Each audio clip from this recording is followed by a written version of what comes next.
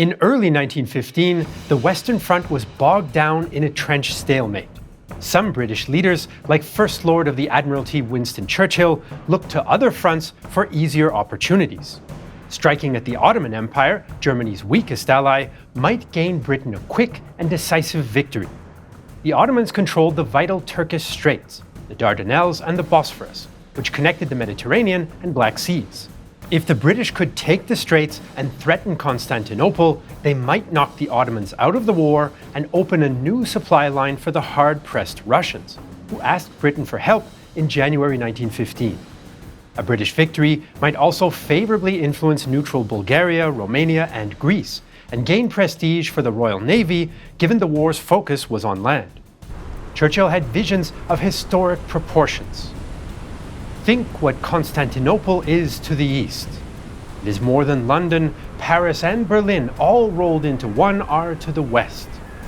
Think how it has dominated the east. Think of what its fall will mean. We want to thank BlackMill Games and their upcoming Gallipoli game for sponsoring this documentary and providing some of their detailed in-game models. To learn more about Gallipoli, the new entry in the World War I game series, check out the links in the description below. Taking the straits, though, would not be easy. The Gallipoli Peninsula protected the waterway, and its terrain was very rugged, split by hills and steep ravines, a problem already highlighted by British and Greek planners in the past. Nearly all British ground forces, though, were on the Western Front, so Churchill pushed for a risky, naval-only attack. British and French warships would destroy the Ottomans' coastal forts and guns as they steamed 60 kilometers to the Sea of Marmara. Once they got there, they could force Constantinople to surrender. Initially, not everyone shared Churchill's optimism. War Minister Lord Kitchener was lukewarm, and naval officers, including First Sea Lord Jackie Fisher, argued warships would be too vulnerable in the narrow waterway. Churchill, though, won over some doubters, and the War Council approved. The Russians even promised to help from the Black Sea, though this never materialized. Meanwhile, the Ottomans expected a possible British attack. The coastal forts and guns were part of the fortified command area under Brigadier Cevat Pasha, and 500 German troops arrived to train and advise. Some of the forts along the straits were outdated, but others had modern German guns. They also had 230 mobile guns and howitzers concealed inland, meant to pierce warships' fragile decks. The Ottomans also laid mines, spread anti-submarine nets, installed torpedo tubes, and positioned the German-built warship Yavuz at the Narrows. On February 19th, 67 Allied warships arrived at the Dardanelles, including 16 mostly older battleships. They shelled Ottoman positions several times, but the ship's guns were meant to fire on a flat trajectory and couldn't reach the Ottomans' inland howitzers. New Allied naval commander Rear Admiral John de Robeck led an all-out attack on March 18th, and 3 lines of British and French ships exchanged heavy fire with the Ottoman guns. At one fort, Ottoman Corporal Sayit loaded a heavy shell on his own after his gun's loading mechanism was damaged, and later became a national hero in Turkey. Unbeknownst to the Allies, Ottoman mine layer Nusrat had recently laid new mines, and several ships ran into them or were hit by shells. Ottoman officer Ashir Arkayan watched as French battleship Bouvet went down with 640 hands. The Bouvet started to withdraw, but at that moment, a cloud of red and black smoke arose from under the ship, which may have struck a mine. Immediately after this, there was a much more violent explosion. We believed that a shell from our guns had blown up the magazine. The ship heeled over at once, and her crew poured into the sea. Soon, 2 more ships sank, several others were damaged, and the fleet withdrew. The big ships had failed because they couldn't hit the enemy, Ottoman howitzers were effective, and Allied minesweepers couldn't clear mines due to the Ottoman artillery.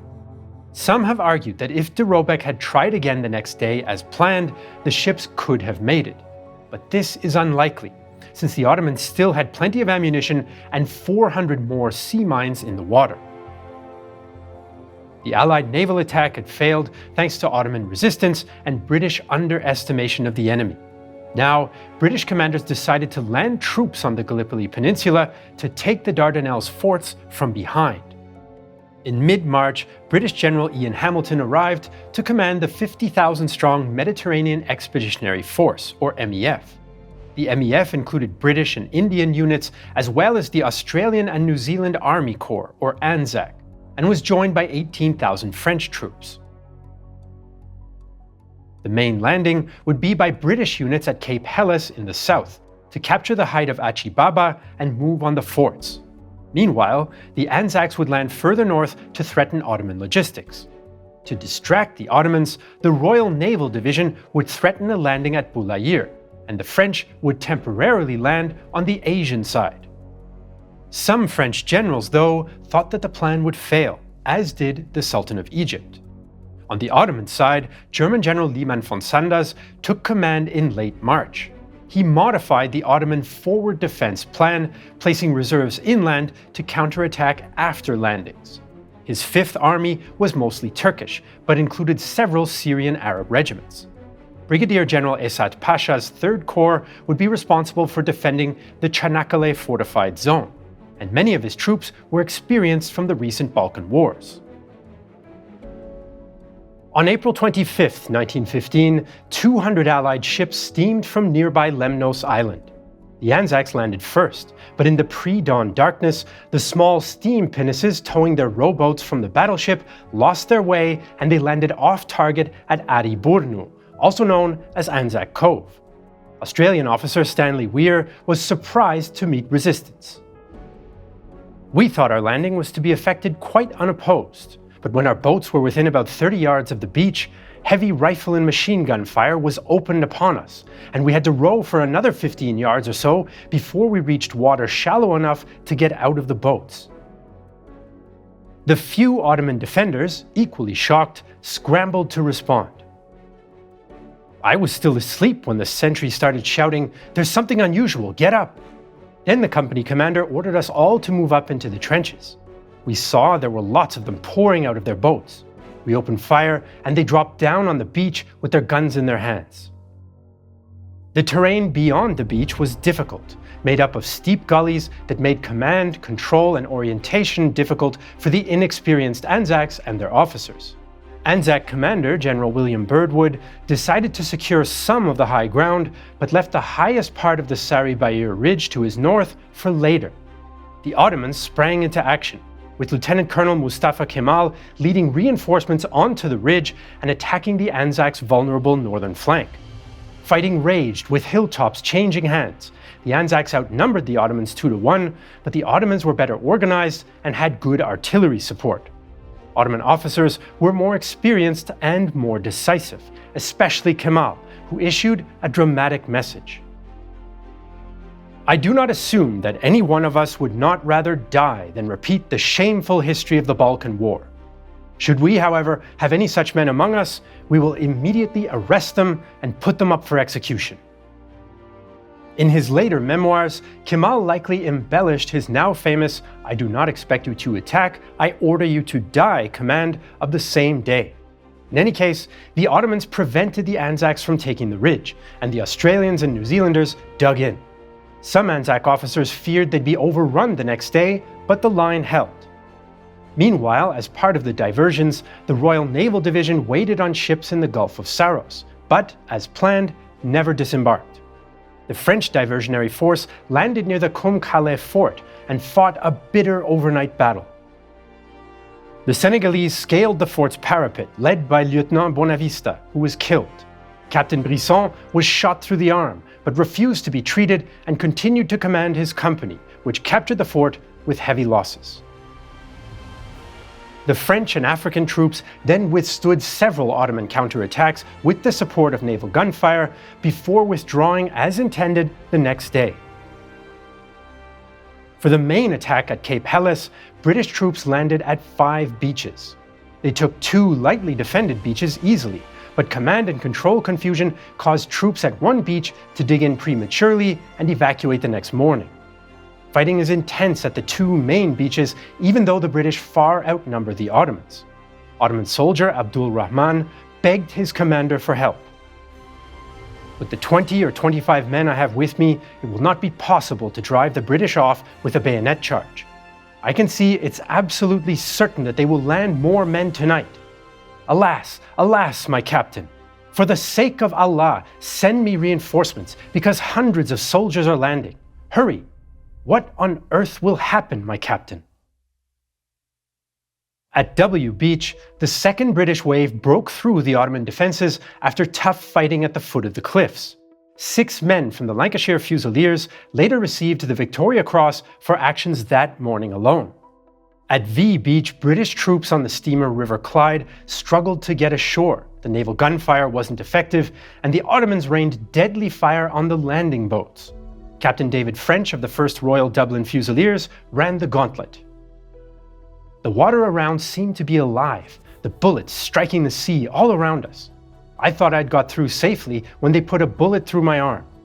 Fellows in the regiment told me I was getting too fat to run, but those who saw me go through that bit of water changed their opinions later.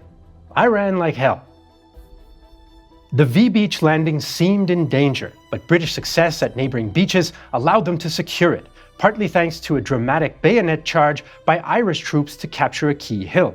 By the end of the day, the highest point overlooking the coastal forts, Achibaba, was still in Ottoman hands. So the MEF had pulled off a successful, opposed amphibious landing, a first in modern warfare. But the greatly outnumbered Ottomans had stopped the Allies close to the beaches. Some have argued this was a vindication of von Sander's new defense scheme, while others say the original Ottoman defensive plan would have worked even better. Both sides now brought in reinforcements and went over to the attack.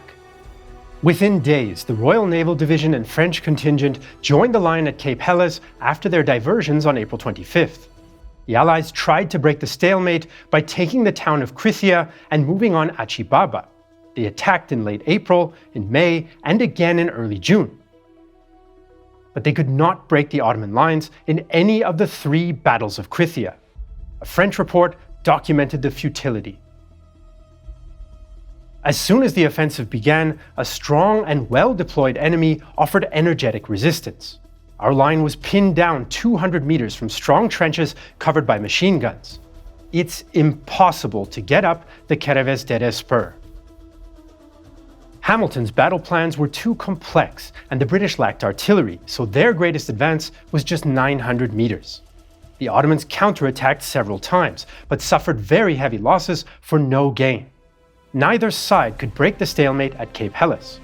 Meanwhile, at Anzac Cove, the Ottomans launched their biggest counterattack so far. On the night of May 18th, they stormed the Anzac trenches, but they lacked artillery support and British aircraft had detected preparations beforehand, so the Anzacs knew they were coming. In about 12 hours, the Ottomans lost 10,000 dead and wounded to just 600 Anzacs. Von Sanders later admitted the attack was a mistake. The 2 sides agreed to a truce to bury the piles of dead, and Australian Compton Mackenzie helped with the grisly work. Looking down, I saw squelching up from the ground on either side of my boot, like a rotten mangold, the deliquescent green and black flesh of a Turk's head. Nothing would cleanse the smell of death from the nostrils for a fortnight afterwards. The massacre caused some Anzacs to feel renewed empathy or respect for the other side. An Ottoman officer reflected. At this spectacle, even the most gentle must feel savage, and the most savage must weep. So by early summer, there was no end in sight to the trench stalemate on Gallipoli. And even when the troops weren't fighting, the peninsula was a hellish place to be. As the Allies and Ottomans traded blows on Gallipoli, the men on both sides suffered terribly from the peninsula's uniquely bad conditions. The Allies' beachheads were so small that there was hardly any rear area to speak of, which meant that everything was in range of enemy guns all the time. The rugged terrain also meant that digging latrines was more difficult, as was evacuating casualties. British soldier John Simpson Kirkpatrick later became famous for using a donkey to transport the wounded down the steep ravines at Anzac Cove. He was killed May 19th. The build-up of rotting bodies led to a plague of flies that tormented the men, and diseases like typhus and dysentery ravaged Allied ranks. Disease incapacitated more Allied soldiers than combat, a problem made worse by the constant and severe shortage of water. A lack of beds on hospital ships or on Lemnos also meant that, especially early in the campaign, the British and French struggled to treat casualties in time. This all had an effect on morale, which began to fall from July. Ottoman troops also suffered from the heat and the stench, but their deep hinterland and shorter overland supply lines meant they had enough food and water and enough hospital beds for the wounded, and they suffered very little from disease. Even though there was a pause in major offensives, smaller-scale fighting continued and both sides adapted. Allied forces converted jam tins into hand grenades, which they sometimes used as booby traps. Snipers and sharpshooters who were especially skilled with the Mauser or Lee Enfield rifle became a fixture. Australian William Beach even developed a periscope rifle to fire from safety. Although the Ottomans didn't have telescopic sights, they had the advantage of the high ground. British officer A.P. Herbert complained. "We lost 12 men each day as they stood up from their cooking or carelessly raised their heads, and in the night there were sudden screams where a sentry had moved his head too often against the moon." Australian sniper Billy the Assassin Singh rose to fame with an estimated kill total of between 150 and 300, and his alleged duel with the Ottoman marksman nicknamed Abdullah the Terrible is sometimes considered the first recorded sniper duel. The Allies also tried limited bite-and-hold tactics to gain local tactical advantage, but these were costly and had no real impact. Morale suffered another blow when the Royal Navy withdrew some of its ships after several were sunk by German U-boats, and respected French General Henri Gouraud was evacuated after losing an arm. As Allied troops got sicker in the summer heat, Allied commanders came up with a new plan. After much discussion with London, Hamilton decided on a two-part offensive. The Anzacs would break out, and fresh British divisions would land at nearby Suvla Bay to secure a harbour for better supply over the winter. The Germans and Ottomans expected a new Allied offensive, but they weren't sure where, so they divided their reserves between the neck of the peninsula and the Asian shore. The Allies struck on August 6th. They launched diversionary attacks at Cape Helles and on the southern part of the Anzac sector at Lone Pine to distract from the main effort on the northern Anzac sector. Lone Pine, known as Bloody Ridge in Turkish, became infamous for fierce nighttime hand-to-hand fighting in Turkish trenches and dugouts, which resulted in 7 Victoria Crosses awarded to Australian troops. Australian soldier John Gamage described the carnage.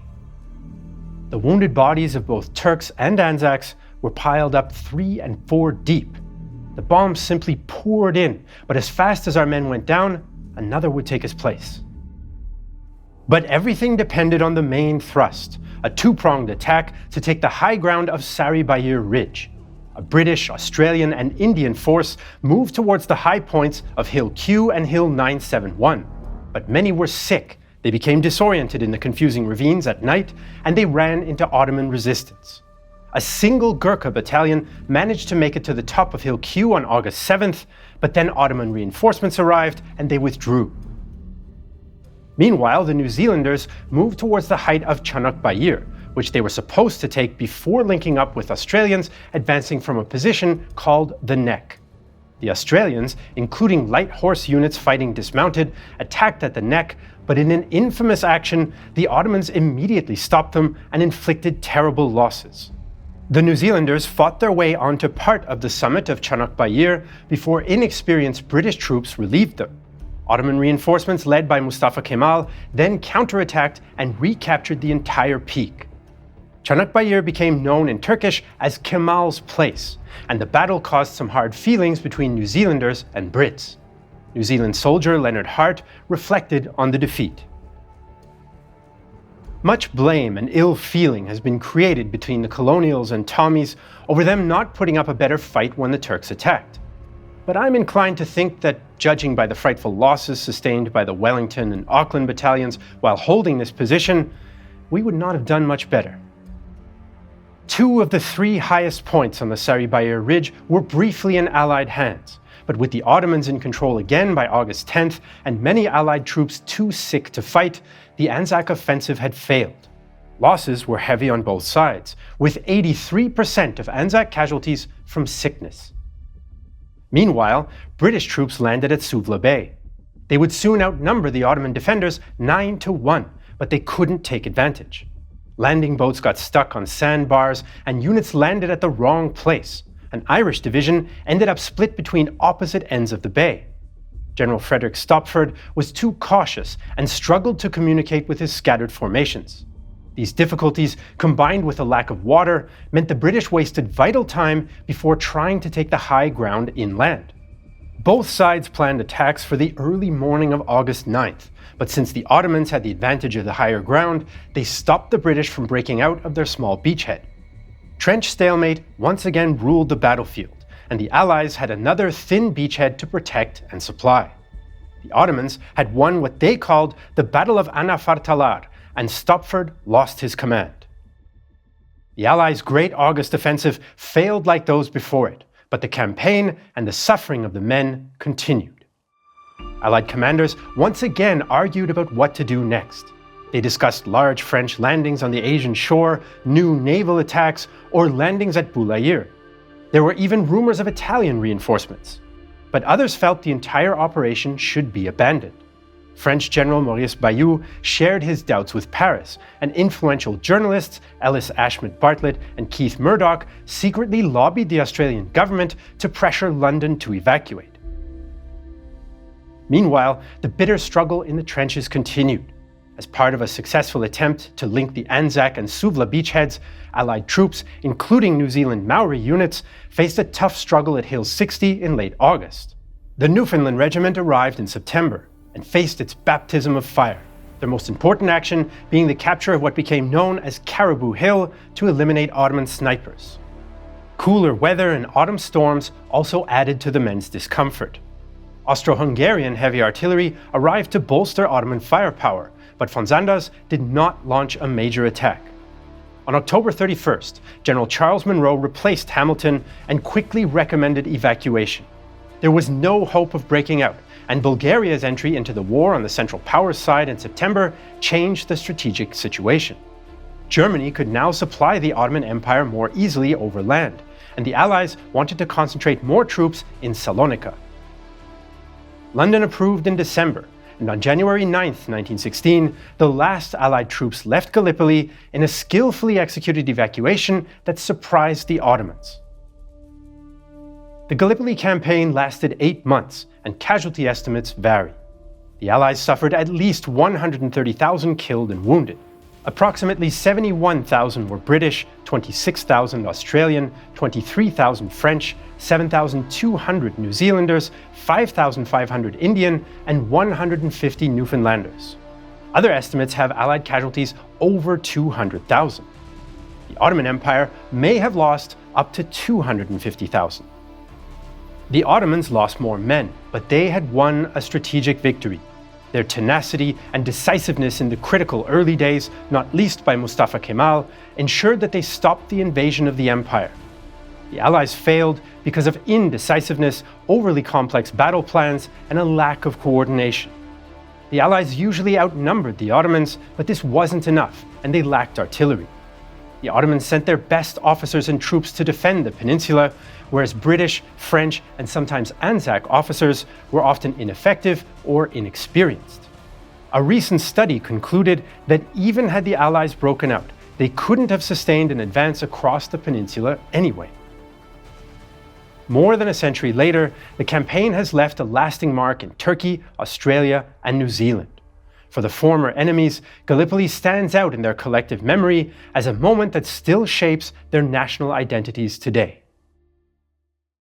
We want to thank BlackMill Games and their game Gallipoli for sponsoring this video. Gallipoli is the newest entry in their ongoing World War I game series. After Verdun, Tannenberg, and Isonzo, Gallipoli takes the players to the Ottoman battlefields of the First World War. Fight with your squad on the shores of Anzac Cove and V Beach, or the wider Mesopotamian campaign, featuring authentic weapons, gear, and uniforms. Pick one of many classes with distinct specializations and work as a team across PC and consoles with crossplay. Check out and wishlist Gallipoli through the links in the description. Don't miss the launch of Gallipoli on PC, PlayStation 5, and Xbox Series X and S. We also want to thank Beatrice Brown Arnold for her help with this episode. To learn more about the First World War in 1915, check out our videos about the First Battle of Ypres and the winter battles on the Eastern Front. As usual, you can find all the sources for this video in the description below. I'm Jesse Alexander, and this is a production of Real Time History, the only history channel that knows Istanbul was Constantinople, now it's Istanbul. Fuck, I fucked it up.